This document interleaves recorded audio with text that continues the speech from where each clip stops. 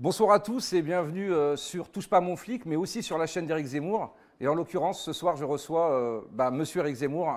Une chance, un honneur pour moi de le recevoir. On va parler forcément de police et de justice. J'ai aussi de la chance, puisque sur ma gauche, un invité, un commissaire divisionnaire à la retraite, hélas, qui va aussi nous aiguiller sur comment se passe la police, l'arrière-boutique de la police. Donc, Monsieur Zemmour, merci vraiment pour cet entretien. Alors, comme je vous l'ai dit, vous êtes mon Johnny Hallyday, voilà. Donc je suis très honoré. On va parler de police-justice, donc des sujets peut-être un peu difficiles, et puis j'espère qu'on va aussi avoir des sujets un peu plus légers. On va attaquer donc de suite sur l'actualité avec ce viol à l'hôpital, un énième problème avec un OQTF. Oui, j'allais dire, ça devient banal. Alors, vous avez d'un côté un migrant qui reçoit les fameuses, dans toute la France va savoir ce qu'était ce terme technique d'OQTF que personne ne connaissait il y a encore 6 mois. Donc, obligation de quitter le territoire français, qui ne sont respectés par personne, on a compris, qui ne sont appliqués par personne, on a compris aussi. Et de l'autre, j'allais dire n'importe quel lieu, parce qu'aujourd'hui c'est comme ça, la rue, l'hôpital, l'école, il n'y a aucun lieu sacralisé, aucun lieu protégé. Vous pouvez vous faire agresser, voler, violer n'importe où à Paris et dans le reste de la France. Et donc là, cette pauvre femme qui a été violée alors qu'elle était blessée et qu'elle se faisait soigner, et qui est violée par un Jordanien, je crois, qui la suivait depuis avant qu'elle rentre à l'hôpital. Si vous voulez, ce n'est pas étonnant. Comme je l'ai dit, quasiment, je crois que c'est moins de 10% des OQTF qui sont appliqués, donc personne n'est renvoyé. Et deux, il n'y a absolument plus de lieux protégés, sûrs, en France. Il y a une espèce d'ensauvagement, c'était l'expression à la mode il y a 2 ans. Vous vous souvenez qu'il y avait eu une polémique entre Darmanin et Dupond-Moretti, le ministre de l'Intérieur et le ministre de la Justice. Je les ai toujours soupçonnés de faire un numéro de claquette, c'est-à-dire le bon flic et le méchant, celui qui dit oui, il y a un ensauvagement, et l'autre qui dit mais non, pour pouvoir, dans la grande tradition du en même temps macronien, parler à ces deux électorats. Mais de toute façon, ça ne change rien, puisque, si vous voulez, j'aimerais tirer une leçon de ça. La première leçon, c'est que pour ces histoires d'OQTF, il faut bien comprendre que quand on nous dit on va durcir les lois, qu'on va appliquer 100% des OQTF, tout ça, c'est faux. C'est du baratin. C'est-à-dire qu'il faut bien comprendre 2 choses. Un, pour faire 100% d'OQTF, d'ailleurs, M. Darmanin a mangé le morceau, si j'ose dire. Je le regardais l'autre soir, invité par Hanouna, et on lui a dit « les Allemands font mieux que nous ». Et il a répondu « oui, mais les Allemands, ce qu'ils font, c'est qu'ils délivrent l'OQTF quand le clandestin est déjà dans l'avion ». On a compris ce qu'il va faire. En fait, il ne va délivrer des OQTF qu'à ceux qu'il a mis dans l'avion. Donc, il va y avoir 10 OQTF par an et il y aura 100% de reconduite à la frontière. Bon, ça va, on a compris. La vérité, c'est que pour toute cette problématique de l'immigration, immigration régulière, immigration clandestine, parce qu'on oublie toujours l'immigration régulière, en oubliant que ce sont des masses énormes, 275 000 d'autorisation de rentrer en France.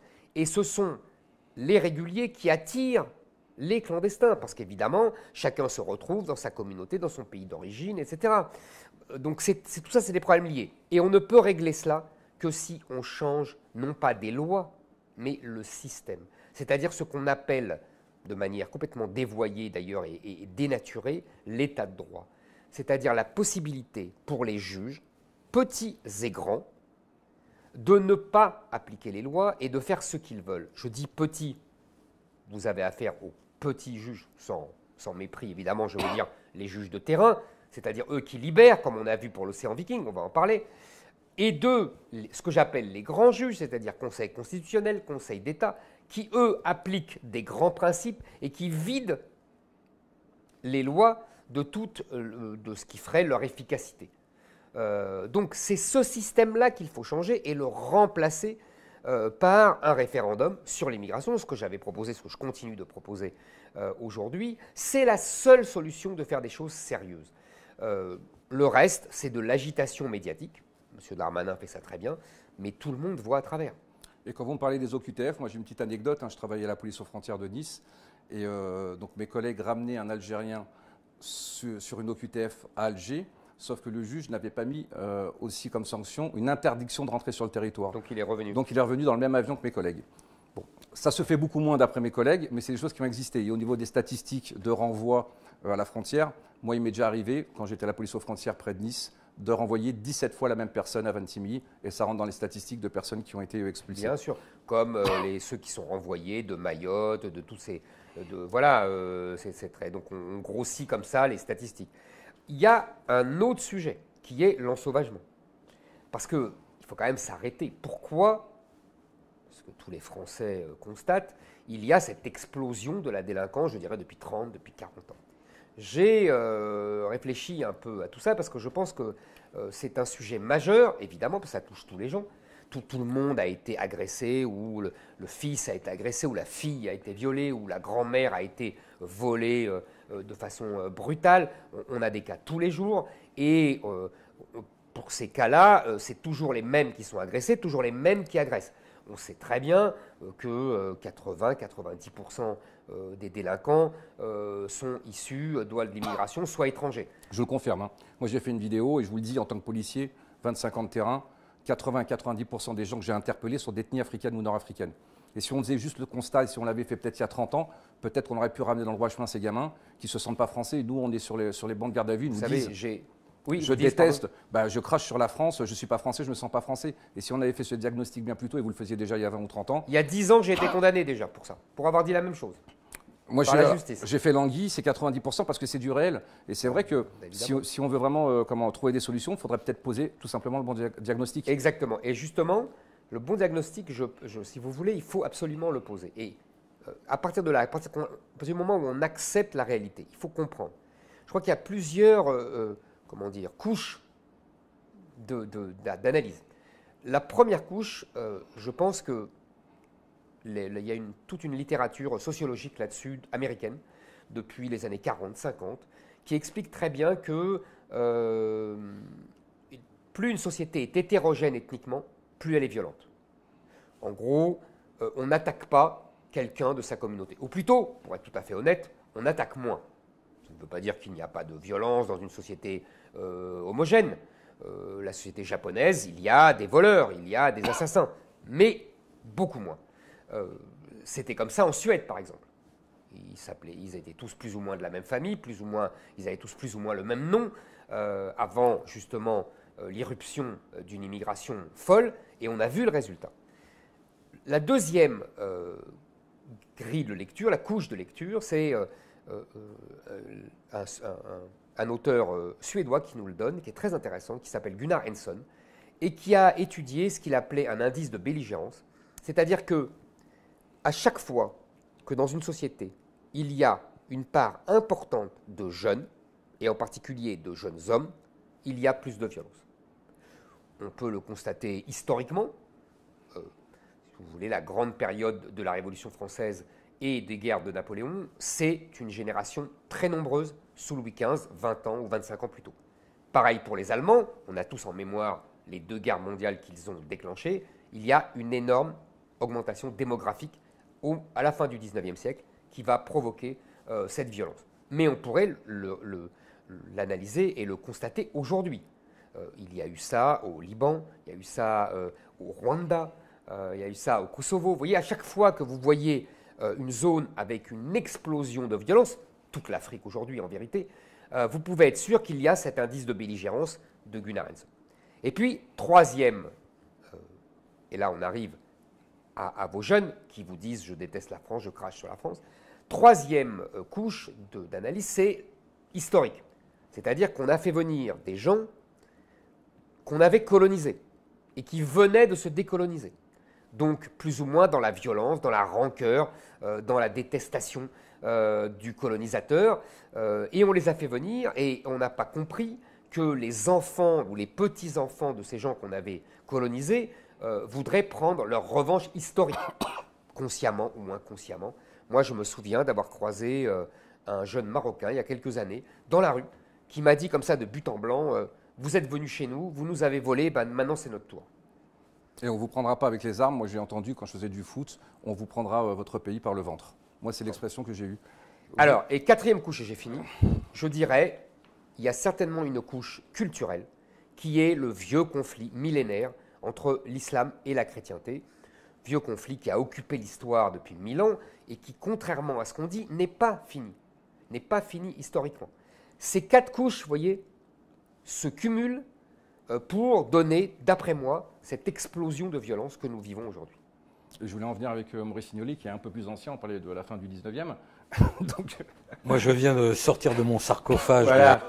Il a connu Louis XIV, très bien. Et donc je me disais, oui, moi en tout cas, depuis 23 ans, 24 ans, comme je dis, j'ai interpellé 90% de personnes d'origine africaine ou nord-africaine. Est-ce que vous, qui êtes un peu plus ancien, est-ce que vous avez vu justement le changement ou c'était déjà, ça commençait déjà?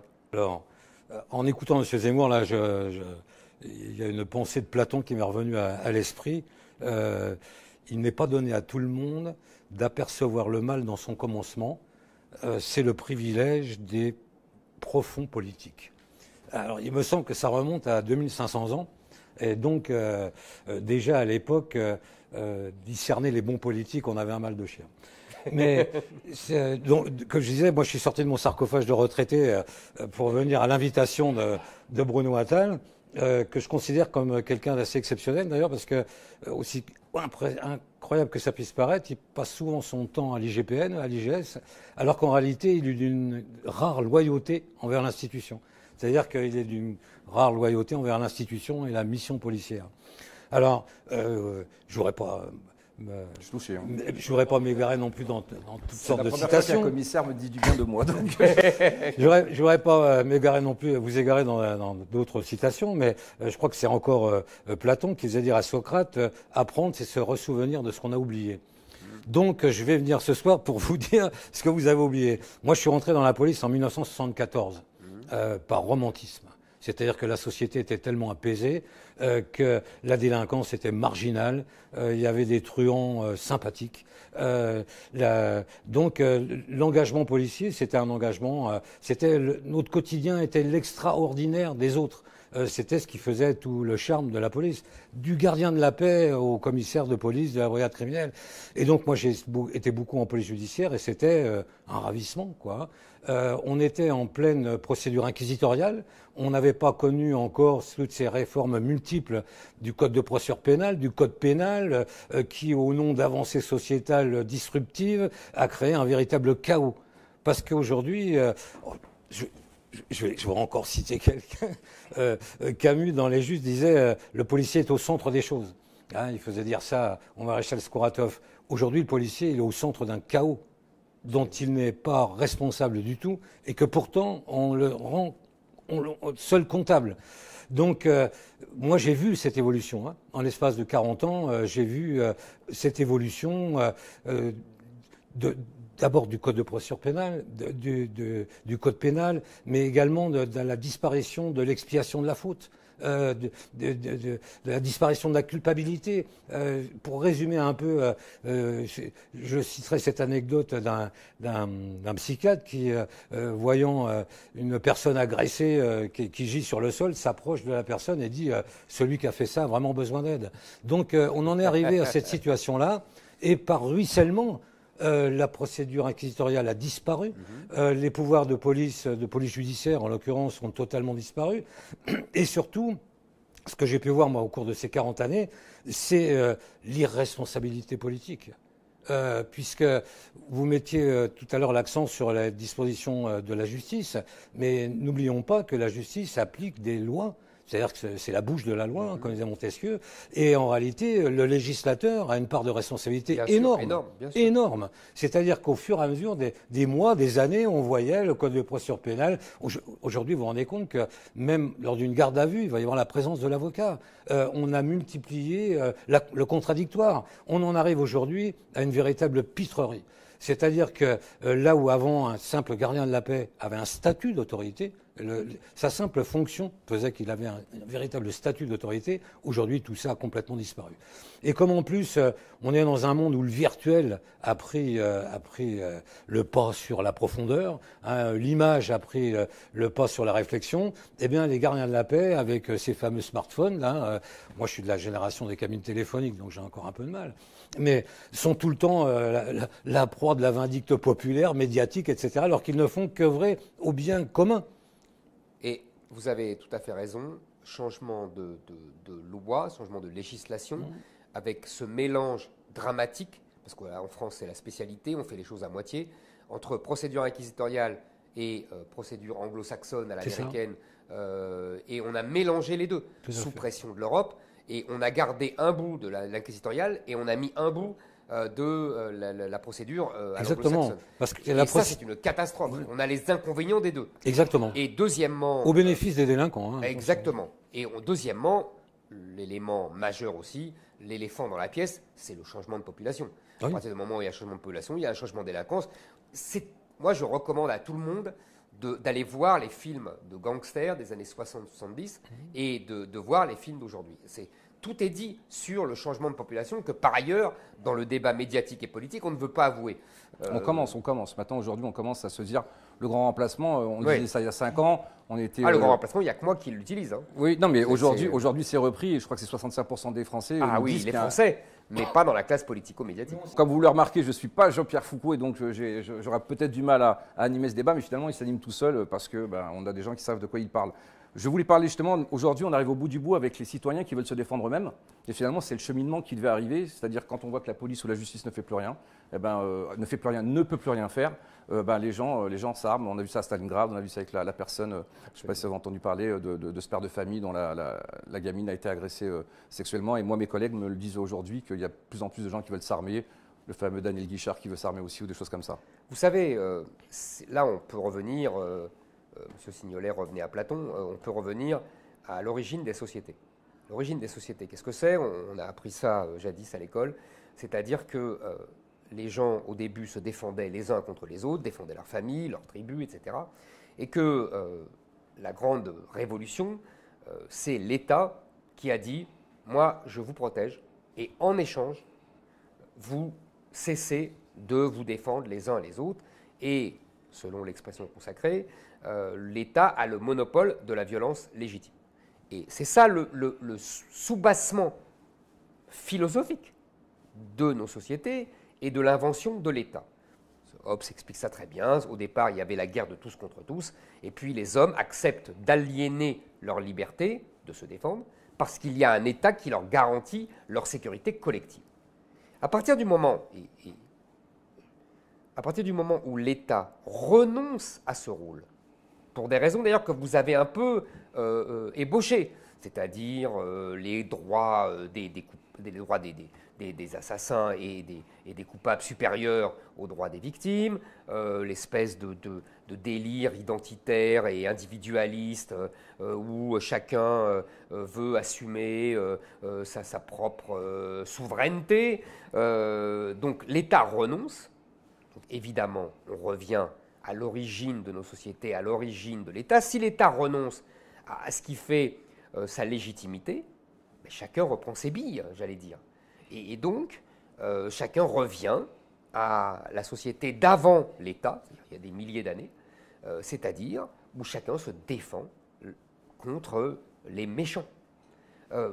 Ça me paraît inéluctable, inévitable. Et c'est pour cela d'ailleurs qu'il faut absolument, je pense, jouer sur les deux tableaux, c'est-à-dire redonner à l'État et donc à la police le monopole de la violence légitime, donner, on va en parler je suppose, assouplir les règles de légitime défense, donner les principes de ce que j'ai appelé pendant la campagne présidentielle la défense excusable, vous savez cette notion qui vient du droit suisse et qui permet au juge d'apprécier, parce que c'est quand même toujours un juge qui apprécie, au juge d'apprécier si la riposte, la défense a été excusable, c'est-à-dire si elle s'explique par les circonstances, sans être la légitime défense, c'est deux choses différentes. Et par ailleurs, permettre à l'État d'être beaucoup plus ferme, avec une justice qui applique des sanctions beaucoup plus fermes, c'est-à-dire peine plancher d'abord, pour qu'il n'y ait pas de peine en dessous d'un certain plancher pour certains délits et certains crimes, et deuxièmement, l'exécution effective des peines, parce qu'on sait qu'aujourd'hui, à force de réduction de peine, on réduit à 2/3 la peine d'origine. Et troisièmement, puisque je parlais d'immigration et de changement de population et donc de changement de délinquance, l'expulsion effective des délinquants étrangers et la déchéance de nationalité, des doubles nationalités pour beaucoup de crimes et de délits. Donc vous voyez, c'est un ensemble, encore une fois, il faut une politique globale. C'est celle que je défendais, celle que je défends toujours. On ne peut pas toucher à une mesure, on ne peut pas se contenter, comme M. Darmanin, de dire « je vais mettre plus d'argent dans l'informatique ou dans les Canadair ». C'est grotesque. Mais c'est pour ça, on a la transition, et donc on devait parler de la légitime défense. Merci de m'avoir aidé. Donc la légitime défense, oui, dans la légitime défense de M. Zemmour, il y a la défense excusable qui n'est pas que pour les policiers, qui est aussi pour les citoyens. Donc les citoyens, demain, une personne rentre chez vous, vous la retrouvez dans la chambre de votre gamine et les circonstances font que votre riposte va être disproportionnée, c'est-à-dire que vous allez lui faire un peu mal au monsieur. Eh bien, écoutez, un juge aura les moyens. Voilà, et puis il aura les moyens, parce qu'il y a des juges qui se disent, écoutez, moi, monsieur, je suis obligé de vous faire placer en garde à vue, mise en examen, je vais vous poursuivre, et cette victime va vivre un enfer. Là, le juge pourra dire, écoutez, vu les circonstances, je vous excuse. Exactement. Et donc, du coup, on n'ira pas au bout. Ensuite, il y a la légitime défense des policiers. Quand vous êtes policier, ça m'est arrivé, je pense que ça nous est tous arrivé, à un moment de votre vie, vous devez dégainer, vous devez sauver une vie, la vôtre ou celle d'autrui. Et ce quart de seconde-là, ce temps ne doit être là que pour penser à ça. Je vais sauver une vie. Aujourd'hui, 100% des policiers, s'ils doivent sortir leurs armes et tirer, ils ne penseront pas à sauver une vie, mais ils penseront plutôt à se dire « ce soir, je ne verrai pas ma femme, je serai placé en garde à vue, je serai mis en examen, je serai suspendu, je n'aurai plus de salaire, les médias feront de moi une crapule, il y aura une marche blanche pour celui qui a agressé. » Et donc, aujourd'hui, j'ai des dossiers sur mon bureau de policiers qui ont mis en danger la vie d'autrui. C'est-à-dire qu'ils m'ont préféré ne pas tirer. Dans le Nord, j'ai un exemple, un policier, une attaque au couteau, le couteau, la personne veut planter le policier se met à courir. Il court pour ne pas tirer. Pour ne pas tirer. Voilà où on en est arrivé. L'affaire Sarah Halimi, le policier a la clé de la porte de Sarah Halimi. Est-ce que dans son subconscient, il se dit « je rentre, si je tire sur l'agresseur, ma vie est foutue ». Et ça, il faut vraiment l'inverser. Dans l'intérêt, aujourd'hui, ceux qui n'aiment pas les policiers, c'est peut-être pas, vous dites tant pis pour eux, mais aujourd'hui, on n'arrive même plus à sauver nos concitoyens. Et donc, on en revient à ce qu'on disait tout à l'heure avec les gens qui veulent se faire... On en arrive effectivement à cette aberration. Moi, il m'est arrivé de participer à des jurys de concours de gardien de la paix. Et on posait souvent cette question, quelqu'un s'approche de vous avec un couteau, comment vous réagissez ? 90%, pour ne pas dire 100% des policiers disaient je vais appeler du renfort, je vais essayer de le raisonner, je vais essayer de discuter avec lui, etc. Mais on lui dit, mais il s'approche, il va donner un coup de couteau. Oui, mais quand même, voilà, on en est arrivé. Ah oui, non, mais vous avez tout à fait raison, c'est-à-dire qu'on a complètement renversé la charge psychologique. La peur a changé de camp. La peur a changé de camp. Auparavant, le policier a peur de ce qu'il a dit. Exactement. Auparavant, c'était le voyou qui avait peur du policier. Aujourd'hui, c'est le policier qui a peur du voyou, non pas du voyou en lui-même d'ailleurs, que des conséquences de son acte. Ouais. Et effectivement, c'est ça qu'il faut impérativement changer pour revenir à mon fondement des sociétés dont je vous parlais tout à l'heure.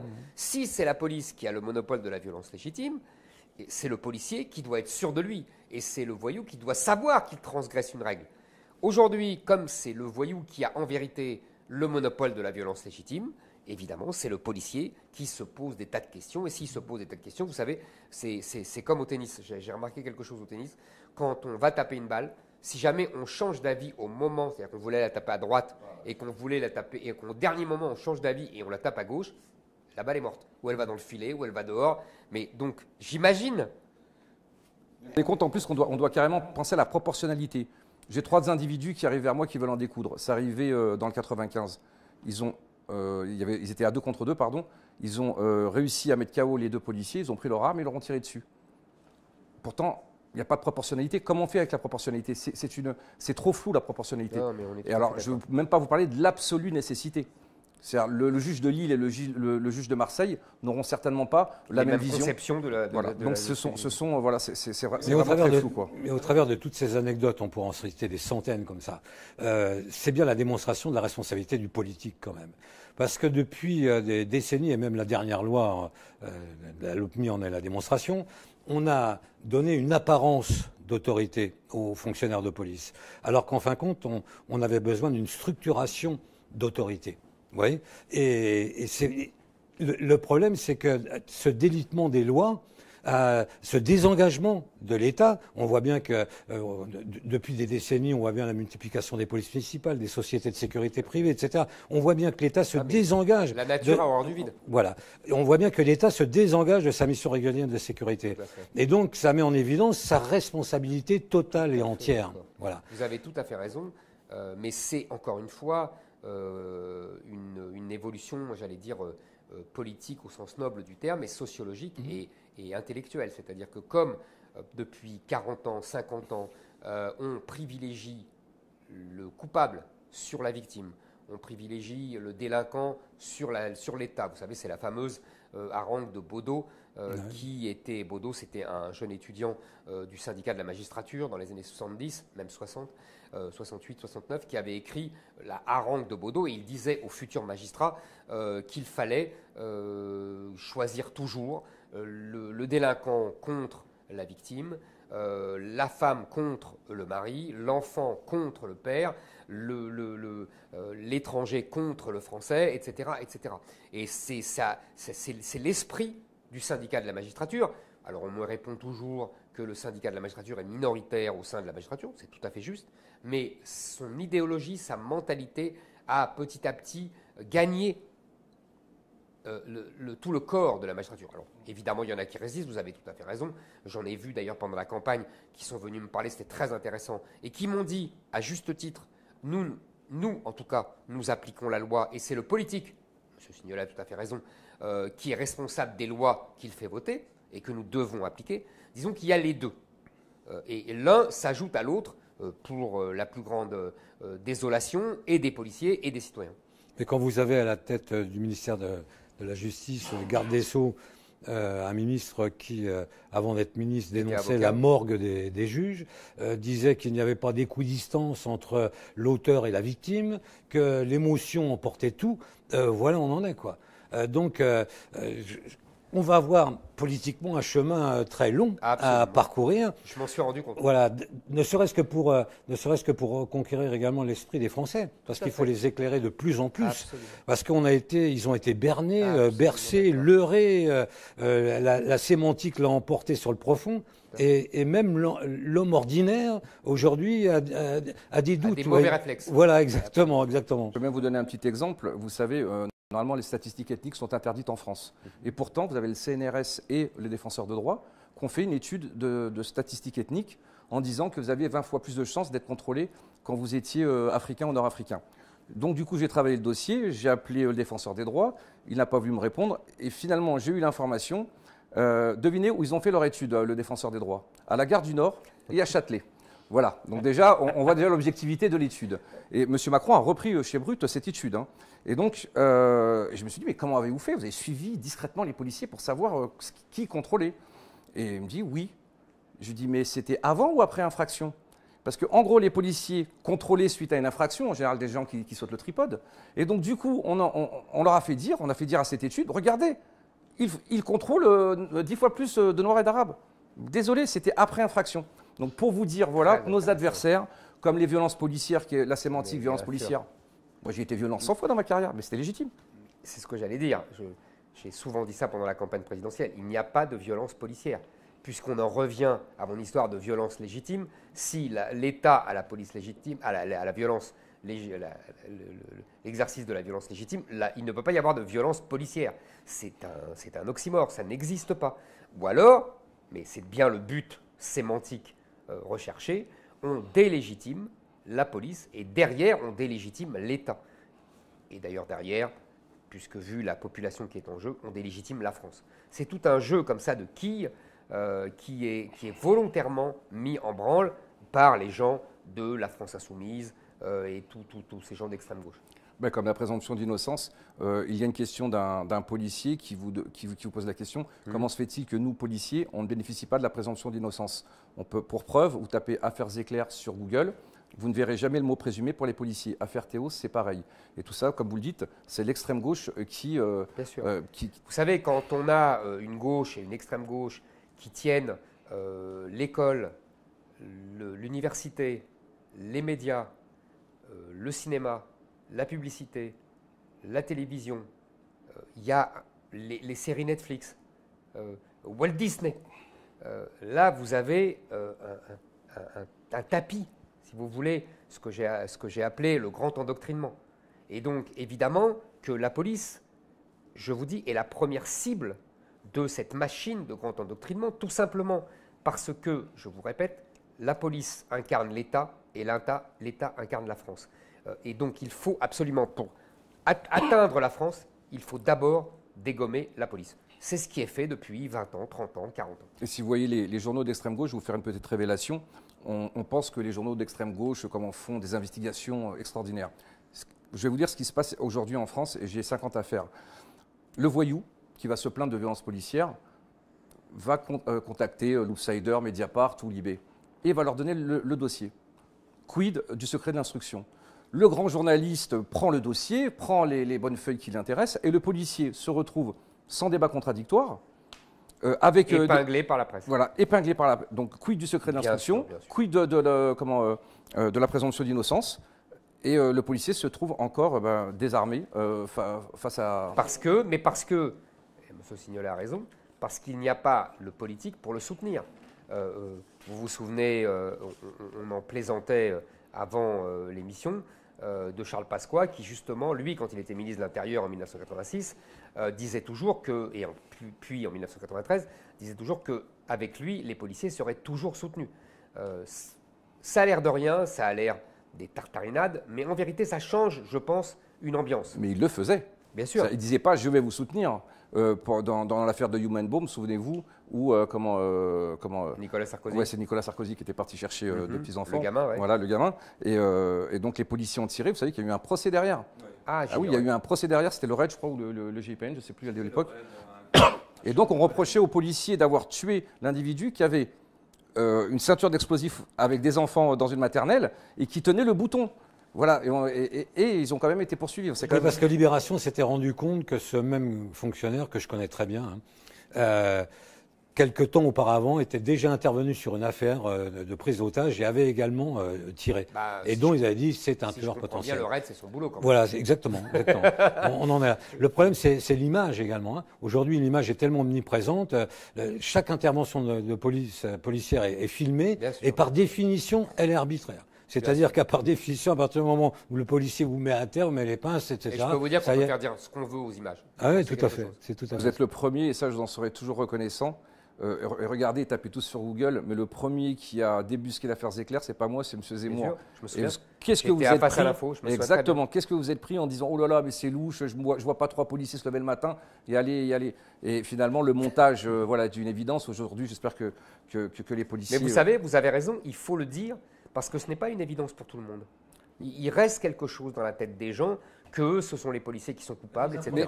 Je parlais avec une journaliste qui me disait non, l'affaire Éclair, elle est carrée. Je lui dis mais est-ce que vous avez vu la vidéo, la contre-vidéo que j'ai faite? Elle me dit non. Je dis mais le débat contradictoire, regardez après et il y a un avis tranché. Et c'est et je vais aussi vous citer, donc c'était dans Ça se dispute. Alors c'est très vieux avec Doménac. Et tenez-vous bien, je demande aux internautes qui nous regardent, essayez de retrouver cette vidéo. Vous avez Doménac qui dit à M. Zemmour, je pense que ça doit faire 15-20 ans, ça se dispute. Ça a commencé en 2005-2006 et ça a duré jusqu'en 2014. Et donc M. Doménac dit à Éric Zemmour, ah les musulmans, et peut-être qu'un jour ils viendront avec des kalachnikovs et ils tireront sur les Français. Et M. Zemmour dit oui. C'est ce qui va se passer. Je vous promets qu'elle existe cette vidéo, ça serait bien de pouvoir la retrouver. Donc voilà, encore une fois, le vrai problème de M. Zemmour, c'est que vous avez raison avant tout le monde. Et donc nos contradicteurs, eux, disent c'est vous qui fabriquez le mal, alors que vous le dénoncez. On va arriver sur la conclusion, ça va être sur la justice, tout simplement. On a parlé de M. Dupond-Moretti. Mon syndicat France Police Policiers en colère, touche pas mon flic. On a déposé plainte, nous, contre M. Dupond-Moretti pour la violation du secret de l'instruction dans l'affaire Théo. puisqu'il était l'avocat de Théo. D'ailleurs, personne ne voit de conflit d'intérêt quand un avocat devient ministre. D'ailleurs, il est poursuivi pour ça, finalement, hein, aussi. Donc, voilà. Sur la justice, bon, bah, de toute façon, on en a parlé. Hein, vous savez, la justice, je pense que... en fait, il faut lier nos deux analyses, à M. Signolet et moi. D'un côté, une responsabilité politique, d'avoir depuis 20 ans désorganisé le système policier, d'avoir également désorganisé le système judiciaire, puisqu'on a mis les deux systèmes français et anglo-saxons mélangés pour le pire des deux systèmes. Deuxièmement, évidemment, et les syndicalistes magistrats ont tout à fait raison là-dessus, le manque de moyens absolument scandaleux qui est consacré à la justice. Je crois qu'on est un des pays d'Europe qui consacre le moins d'argent à sa justice. C'est absolument scandaleux. On arrive avant la Hongrie. Bon. Mais troisièmement, il faut dire aussi ce que j'ai dit tout à l'heure, c'est-à-dire qu'il y a une idéologie qui s'est répandue parmi beaucoup de juges, pas tous évidemment, qui est celle que j'ai décrite tout à l'heure du syndicat de la magistrature. Et quatrièmement, il y a en vérité un problème de place de prison. C'est-à-dire que à partir du moment où il n'y a pas assez de places de prison, qu'il y a, je crois, 100 000 peines non exécutées et que nous avons seulement 60 000 places de prison, le juge devient simplement un hôtelier. Il dit simplement, bah là il y a de la place, là il n'y a pas de place, donc s'il y a de la place, eh ben, je le mets en prison, s'il n'y a pas de place, eh ben, je vais trouver un système alternatif à la prison. C'est aussi bête que ça, et ce n'est pas de sa faute, il faut le reconnaître. Donc il y a tout un ensemble, vous voyez, moi j'avais proposé évidemment la création de places de prison, mais c'est beaucoup plus difficile qu'on ne le dit en général. Tous nos candidats à la présidentielle et présidents promettent cela, et on voit qu'elles ne sont jamais appliquées. Parce qu'en fait, non seulement ça coûte de l'argent, mais la plupart des maires refusent d'avoir une prison sur leur commune. Donc c'est beaucoup plus difficile. Donc moi j'avais proposé un système simple. On a 60 000, 70 000 prisonniers, 80 000. On a 25 000, 25% je crois, étrangers. Il faut d'abord expulser ceux-là. Puis avec tous les doubles nationaux qu'on a et qu'on pourrait déchoir de leur nationalité, il y a beaucoup de gens qu'on pourrait renvoyer. Cela dit, il y aura ensuite un problème politique et diplomatique, car les pays d'où viennent ces gens ne veulent pas reprendre ces voyous. Et donc, c'est tout un combat politique à mener, quitte à payer pour cela les pays. Très souvent, d'ailleurs, ces pays invoquent le fait qu'ils n'en veulent pas, parce qu'ils estiment qu'ils ont été corrompus par notre vie occidentale. Mais d'ailleurs, ils ont en partie raison. Notre laxisme, notre société existentialiste, comme vous disiez tout à l'heure à juste titre, a corrompu ces gens. Je pense qu'en Algérie ou au Maroc, où la répression est bien plus ferme, ils auraient corrigé leur comportement. Et vous savez que quand vous parlez de 25% d'étrangers dans les prisons, plus les binationaux, vous n'avez même pas de doute de tout ce qui est les générations d'immigrés, première, deuxième, troisième génération, qui ont une carte d'identité française et qui sont, voilà, moi je dirais plutôt 80-90, en mélangeant à peu près tous ces gens-là, qui ont encore une fois une détestation de la France. On arrive à la fin, ça s'est plutôt bien passé. Alors, je vais vous faire un petit quiz, monsieur Zemmour. Ouais. Là, c'est Jean-Pierre Foucault qui revient. Non, on va faire plutôt question pour un champion. Alors, comme ça, parce que tous mes collègues connaissent les réponses, est-ce que vous allez, parce que je vais le faire aussi avec d'autres personnalités. Pour vous, c'est quoi un OPJ? Officier de police judiciaire. Bon, ça, c'est pas difficile. Ouais. Alors, citez-moi 3 grades de la police nationale. Je dirais lieutenant. Ouais. Capitaine. Ouais. Sans bateau en plus. La 3e, alors là. Moi, je suis gardien de la paix. C'est un grade. Ah, gardien de la paix, c'est un grade. Eh oui, gardien de la paix. Ah, j'ignorais. Et le monsieur est commissaire. Le commissaire, c'est un grade aussi. C'est un grade aussi. Ah, j'osais pas le dire. J'allais le dire, mais je me suis dit non, c'est pas un grade, c'est une fonction, un titre, etc. Bon, très bien, je saurai. Est-ce que vous connaissez le nom des armes des policiers? Des armes des policiers? Ouais. Alors là, non. Donc ça s'appelle un six hour. Donc tous mes collègues ont le champignon et sont. Ouais, mais c'est pas juste. Suisse en plus, on n'est même pas capable de faire. Dans le temps, on avait le manurin, la manufacture des armes. Le manurin, je connaissais dans les films, le manurin, voilà. Ou le Smith, on a le Smith Wesson aussi, j'ai connu, et même le PA unique avant. Donc, à votre avis, un policier fait combien de tirs par an? Oh, je sais que c'est pas beaucoup. Il doit en faire, je sais pas moi, 4 ou 5. 3. 3, vous voyez, c'est ridicule. Voilà, 3. Vous savez, c'est la même chose dans l'armée même. Même dans l'armée, ils s'entraînent très peu pour ne pas user les cartouches. La pauvreté des moyens donnés aux régaliens en France est absolument scandaleuse. Bah écoutez, je suis juste ravi. Je crois que j'ai exécuté mon rêve. Voilà, j'ai fait pas un débat, mais bon, j'ai discuté avec M. Zemmour. Donc Merci mon beaucoup, Johnny en tout Hallyday. Et merci, M. Signolet, d'être avec merci. nous. Merci, M. Signolet. Voilà, un commissaire divisionnaire comme on n'en a plus. Et merci 1000 fois, M. Zemmour. Merci à vous. Merci pour tout ce que vous faites, voilà, pour les policiers, parce qu'encore une fois, vous êtes l'un des rares qui avez toujours soutenu les policiers. Et donc, voilà, je voulais vraiment vous remercier. Peut-être un mot de la fin, M. Zemmour. Écoutez, je voulais vous souhaiter bonne chance pour les élections prochaines à votre syndicat. France Police, c'est ça? France Police, Policiers en colère, c'est adorable. Bah, on aura besoin de chance parce que les élections, c'est très compliqué dans la police. Il y a beaucoup de magouilles, il y a beaucoup de... Ah bon? Oh là là, je peux vous dire bon, que... alors, voilà. Mais bon, je pense qu'on va faire vous un avez super... besoin de chance et de pugnacité. On en a de la pugnacité. Merci 1000 fois, M. Zemmour. Merci M. à vous. Signolet, merci à vous. À bientôt. À bientôt, au revoir.